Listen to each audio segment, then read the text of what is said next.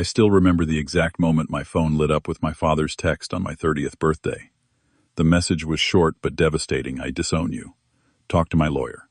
For a second, I thought it was some cruel joke. My dad and I had our differences. But this, after 5 years of secretly paying their bills, keeping their home, and covering my mom's medical expenses, this was how he responded to learning the truth. My heart raced as I stared at those cold words. Before I tell you how I responded and what happened next, let me know where you're watching from. Hit that like and subscribe button if you've ever had to make a tough decision that changed your family dynamics forever. Growing up in a middle-class neighborhood of Chicago, my childhood seemed picture-perfect from the outside. My father Harold worked as a factory manager, while my mother Diana kept the books balanced as an accountant. We had family dinners, weekend outings, and annual vacations to Florida. But beneath that polished surface tension always simmered. My dad ruled our home with rigid expectations and an unforgiving attitude toward failure. School became a battlefield where nothing less than straight, as would suffice. I remember bringing home a report card with a single B+ in chemistry during sophomore year. Dad did not speak to me for 3 days. "Mediocrity is a choice, Parker," he finally said over breakfast, not even looking up from his newspaper. And in this family, we do not choose to be mediocre. Mom would slip into my room later those nights, offering gentle encouragement and reassurance that one B+ would not ruin my future. "Your father just wants the best for you," she would whisper, though the uncertainty in her eyes told a different story. When college application season arrived, I earned a full scholarship for software engineering at one of the top tech universities on the West Coast. Instead of celebration, my announcement was met with stony silence, followed by an explosion. Doctors heal people. Engineers fix machines. Dad declared, slamming his fist on our dining table. No son of mine will waste his potential tinkering with computers when he could be saving lives. That night changed everything between us.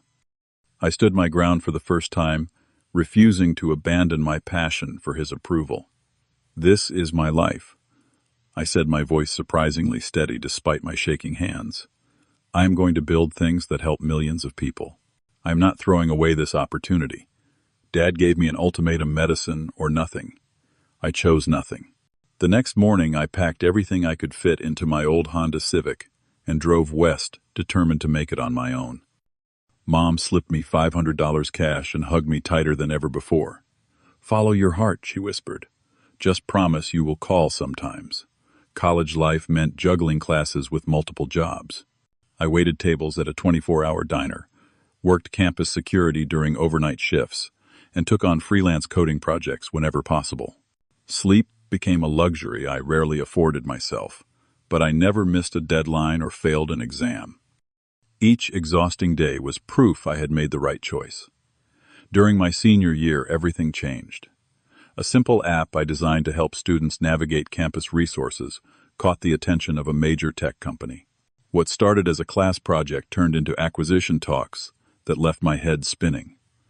When the final offer came through $7 million for my creation, I thought I was dreaming. Despite this windfall, I told no one from my family. Pride still stung from the way my father had dismissed my chosen path. Instead, I established a separate account and hired a discreet attorney named Amanda to manage anonymous financial support for my family.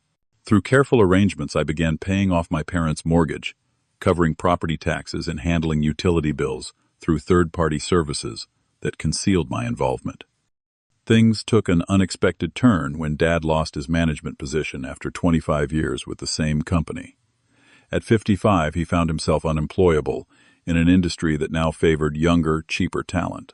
Their savings quickly evaporated into bad investments Dad made in desperate attempts to maintain income.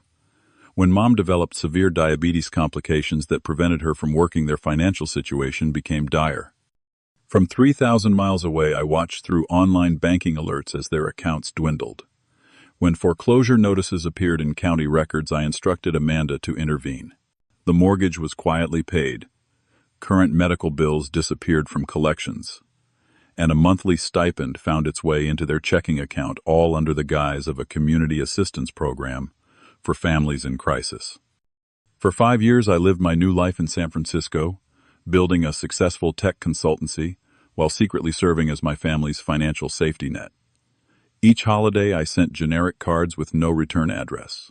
Each birthday, I made brief, awkward calls that never lasted more than 5 minutes. Dad would barely speak, passing the phone to Mom, who filled the silence with weather updates and neighborhood gossip. Then came the day I decided enough was enough. It was time to go home. The oak trees lining my childhood street had grown taller, casting longer shadows across freshly painted houses. Everything looked smaller than I remembered: the front yard where I had played catch the driveway, where I had learned to ride a bike, the porch where Dad had once taught me to tie different knots. I sat in my rental car for 20 minutes, gathering courage before finally approaching the familiar red door. Mom answered my knock with a gasp, her hand flying to her mouth. She had aged 10 years and 5. Her once dark hair now streaked with gray, her face lined with worries I had tried to erase with money. "Parker," she whispered, as if saying my name too loudly might make me disappear. The hug she gave me felt desperate, clinging. Behind her, Dad appeared in the hallway, leaning more heavily on his right leg than I remembered. His expression remained impassive, offering only a curt nod as greeting. "You should have called first," he said flatly. Dinner that evening was an exercise in avoiding meaningful conversation. Mom fluttered around serving my childhood favorites, while chattering about neighbors and relatives, as if filling silence could heal 5 years of estrangement. Dad focused on his plate, asking only perfunctory questions about my work that required minimum response. "Business must be good," he finally remarked, eyeing my watch, a subtle luxury brand most would not recognize. "Those computer games paying off software development," I corrected gently. "And yes, things have worked out well. Good enough to visit after all this time," he replied. The accusation hung between us like smoke. During dessert, Mom mentioned the blessing that had saved them from financial ruin. "This wonderful foundation reached out right when the bank was about to take the house," she explained, serving apple pie. I suspected she had baked that morning. "They have been helping with the bills and my medical treatments. An angel sent from heaven, your father says." Dad shifted uncomfortably, avoiding my eyes. "We managed just fine," he muttered. That was when I decided to reveal the truth. "There is no foundation," I said quietly. "That money came from me. All of it. The mortgage payments, the medical bills, the monthly deposits, that was me." The silence that followed was deafening. Mom froze with the pie server still in hand. Dad's face cycled through disbelief, confusion, and finally something darker: anger or perhaps shame. "That is ridiculous," he scoffed. "You are making things up to sound important. I can show you the transfers, Dad. 5 years of them. Over $300,000. Mom began to cry soft, confused sobs that made my chest tighten. "Why would you not tell us? Why pretend to be strangers?" "Because he knew we would never accept charity," Dad snapped. "Especially not from someone who turned his back on this family." I turned my back. The words escaped before I could contain them. "You gave me an ultimatum. You were the one who—" The argument might have escalated further, if not for the sudden arrival of my sister Jessica.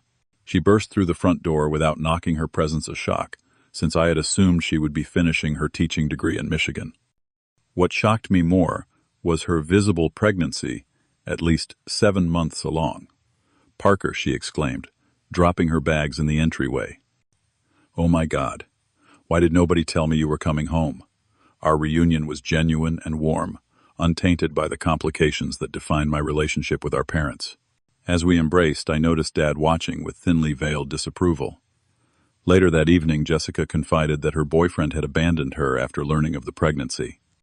She had come home hoping for support while finishing her final semester remotely.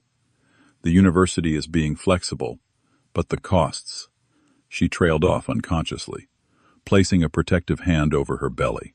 "I will help you," I offered immediately. "Whatever you need, housing, childcare, tuition, consider it handled." Dad overheard from the kitchen doorway. "She does not need a handout," he interjected. "She needs to learn responsibility for her choices." The argument that followed reopened old wounds. Dad accused me of trying to show him up, of using my money to undermine his authority. Mom tried to mediate, but succeeded only in becoming another target for his frustration. The situation worsened when Uncle Bob and Aunt Lillian visited the next day. Bob, Dad's younger brother, who had always been more supportive of my tech aspirations, greeted me with genuine enthusiasm. "Look at you, Parker." The tech wizard made good. He boomed, slapping my back. "Always knew you had it in you. Harold, your boy is the real deal." I watched my father force a tight smile, nodding mechanically as Bob asked questions about my company and achievements. The evening grew increasingly uncomfortable as Uncle Bob repeatedly compared his own son's struggling landscaping business to my success. "Should have pushed Tommy toward computers instead of plants, eh, Harold?" He joked, oblivious to how each comment twisted the knife deeper. Later, passing the partly open den door, I overheard Dad on the phone. "Parker's just showing off," he was saying, probably in debt up to his eyeballs, pretending to be successful to impress everyone. "You know how these tech startups operate, all smoke and mirrors." That night, I lay awake wondering if any amount of success would ever be enough to earn his respect. The next evening, Mom insisted on a proper family dinner with all the trimmings. "My children are home," she declared with unusual firmness when Dad suggested ordering pizza instead. "I am cooking a proper meal." The dining room table, polished to a shine and set with the good china we used only for holidays, became a battlefield. Dad began by questioning my computer job with thinly veiled condescension. "So you just type all day, and people pay you millions for that?" I explained patiently about software development, user experience design, and the practical applications of my work. With each explanation, his expression grew darker. "Parker created an app that helps people navigate healthcare systems," Jessica interjected. "It is actually making a difference for thousands of patients." Dad scoffed. "A real doctor helps patients directly, not through some phone game." "Not everyone can afford medical school," Jessica responded, her voice uncharacteristically sharp. "Besides, Parker helped me afford college when my scholarships fell through last year." Mom's fork clattered against her plate. Dad turned to Jessica with narrowed eyes. "What are you talking about?" Jessica looked at me apologetically before continuing. "When they cut my teaching scholarship, Parker paid my tuition. I would have had to drop out otherwise." All eyes turned to Mom when she quietly added, "And my insulin. The insurance stopped covering my brand last spring." The foundation, she paused, correcting herself. "Parker has been paying for it out of pocket. $700 every month." The silence that followed was suffocating. Dad pushed back his chair, abruptly, napkin thrown onto his half-eaten meal. "Excuse me," he muttered, before retreating to his study. The distinctive click of his liquor cabinet followed moments later. That night I tried talking to him, knocking gently on his study door. "Dad, can we please just talk about this?" "Nothing to discuss," came his muffled reply. "You have made your point." The next morning, I woke to the message that would change everything. "I disown you. Talk to my lawyer." The text arrived at exactly 7:33 a.m., typical of Dad's military-like punctuality. I stared at my phone, a curious numbness spreading through my chest. Part of me had been expecting something like this, yet the reality still felt like a physical blow. I tried calling Mom immediately, but her phone went straight to voicemail. Same with Jessica. When I checked social media, I discovered I had been blocked from their accounts. Dad had worked quickly, effectively cutting me off from the entire family.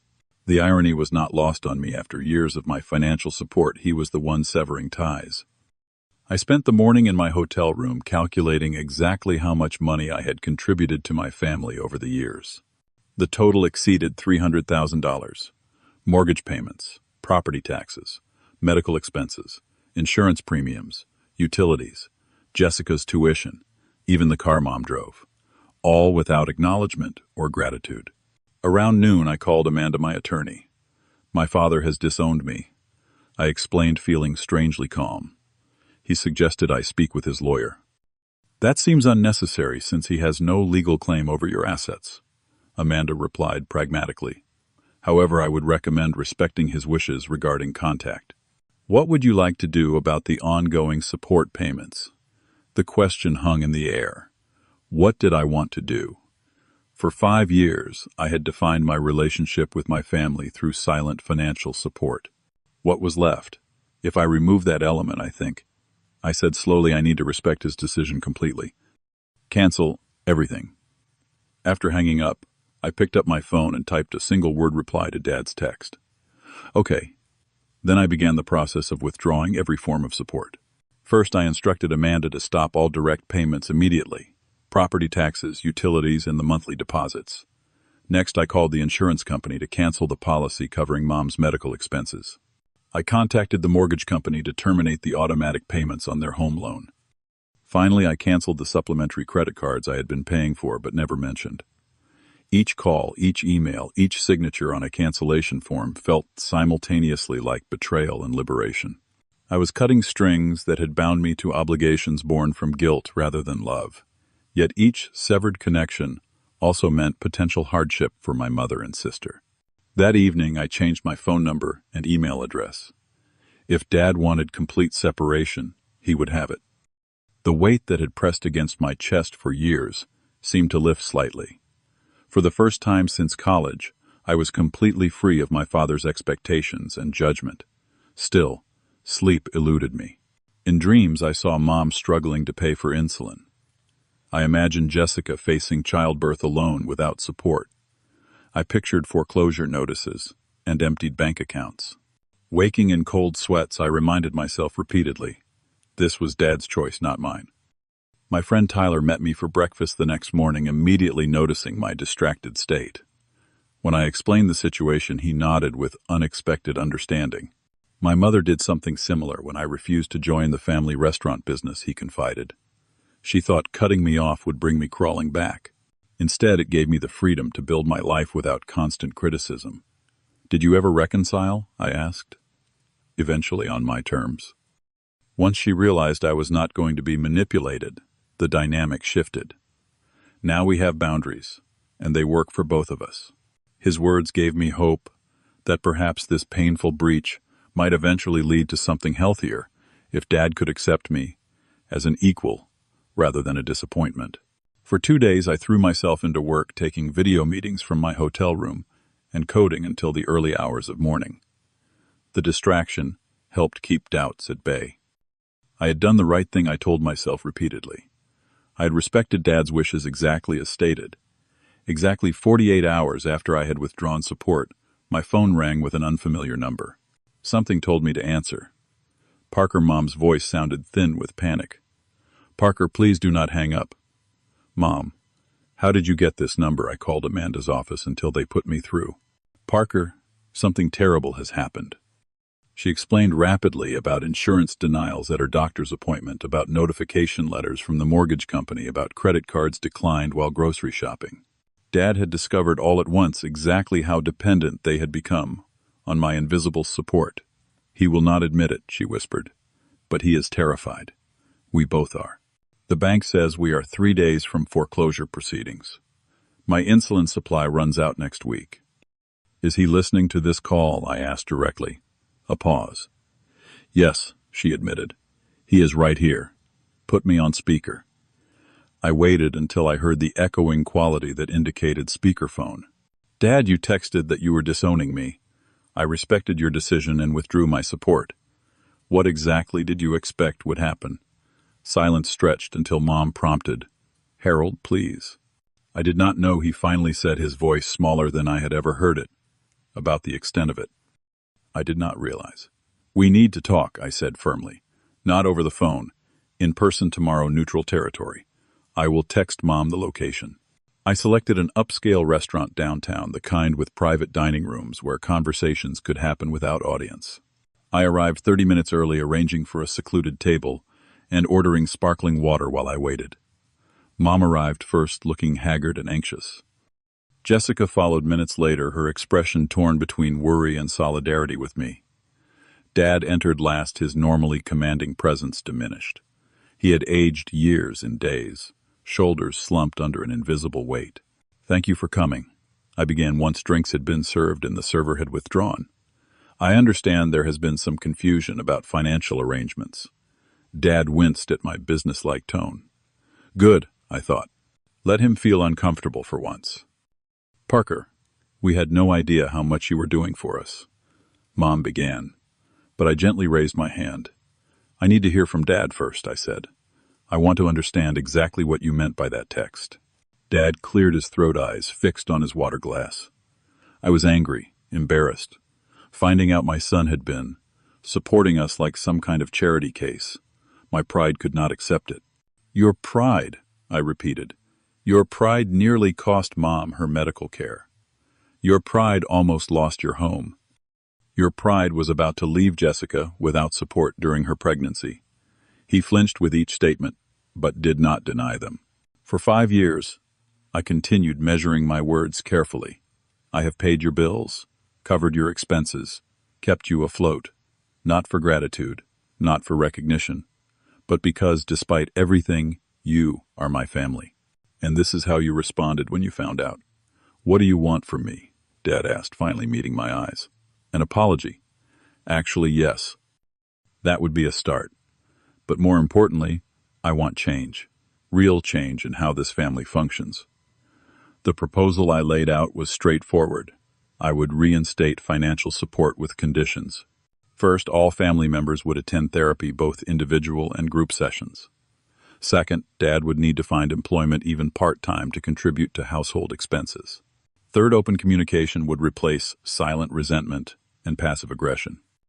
Mom's medical expenses will be covered without question, I stipulated. Jessica will receive support until she completes her degree and finds stable employment. The house payments will continue. But this is not unconditional support anymore. Dad started to object, but Mom placed her hand over his. Harold, she said, with unusual firmness, listen to our son. The conversation lasted hours, cycling through resistance negotiation, emotion, and finally tentative agreement. By dessert, Dad had agreed to my terms, though the set of his jaw told me the journey ahead would not be smooth. One last thing I said as we prepared to leave. I need to hear you say it, Dad. I need to hear that you respect my choices, my career, and my boundaries. The words seemed physically painful for him to form. I respect your choices, he finally managed. And I am sorry for the text. For everything. It was not perfect, but it was a beginning. The following months brought gradual change. Dad found part-time work consulting for a small manufacturing firm, restoring some of his lost confidence. Mom began speaking up more in family discussions, no longer simply echoing Dad's opinions. Jessica delivered a healthy baby boy and returned to her studies with renewed determination. Family therapy sessions were often tense, sometimes explosive, but increasingly productive. During our 3rd month, Dad finally admitted something I had waited decades to hear. I pushed you toward medicine because I had failed at it, he confessed. I wanted you to fulfill the dream I abandoned for a steady paycheck. When you chose a different path and succeeded beyond anything I could have imagined, it felt like you were rejecting me, not just my advice. Understanding does not instantly heal deep wounds, but it provides a foundation for healing. Over time, our family dynamic shifted from authoritarian to collaborative. Dad learned to express pride without possession. Mom found her voice after years of careful neutrality. Jessica and I strengthened our sibling bond, united in creating a healthier family for the next generation. As for me, I discovered that true financial freedom meant the ability to help others without expectation of control or gratitude. My support for my family transformed from secret shame to open generosity, not because I owed them, but because I chose to give. The text that once shattered my world now serves as a reminder of how far we have come, and how easily we can lose what matters most when pride overrules love. Sometimes the harshest moments offer the clearest path toward authentic connection, if we are brave enough to walk it. What would you have done in my situation? Would you have cut off support immediately, or tried another approach? Share your thoughts in the comments below. If this story resonated with you, please hit that like button and subscribe for more real-life experiences. Remember that family relationships are complicated for everyone. You are not alone in your struggles. Thank you for listening, and remember that sometimes the hardest boundaries create the healthiest relationships.